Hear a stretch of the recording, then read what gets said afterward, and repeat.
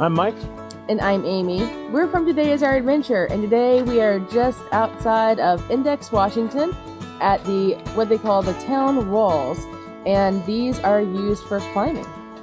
People have been coming to the walls here at Index for 50 years to climb, and just recently volunteers got together and they put up a restroom and a nice parking lot so that people can really enjoy these walls here in Index. Some of the wall is already pre-roped for climbing.